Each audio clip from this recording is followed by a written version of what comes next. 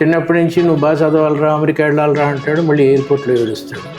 ఎందుకు ఏడుస్తున్నావురా అంటే వెళ్ళిపోతున్నాడు, మీరు మరీ మెటీరియలిస్ట్, నువ్వే కదా చదివించింది, నువ్వే కదా అమెరికా, నీతో ఉంచుకోవచ్చు కదా, ఇక్కడే ఇండియాలోనే పని చేయించుకోవచ్చు కదా. లేదు పైకి రా, మరి పైకి వస్తున్నప్పుడు ఏడిపోయింది కంట, అది తాత్కాలికం అండి, వెళ్ళిపోతున్నప్పుడు ఉంటుంది కదా అంటాడు. యండమూరి వీరేంద్రనాథ్ తనకంటూ ఒక శైలిని, పాఠక లోకాన్ని సృష్టించుకున్న సంచలన రచయిత. క్రియేటివిటీ ఉంటుంది, ఆయన శైలి చాలా బాగుంటుంది. ఒక లవ్ ని డిఫరెంట్ గా చూపించే ఒక మంచి రైటర్ గా.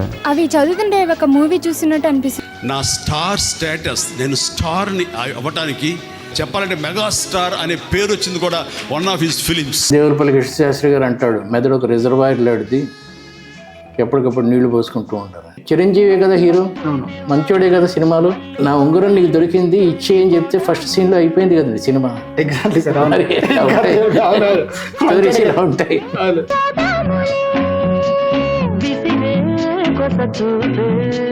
ముసురై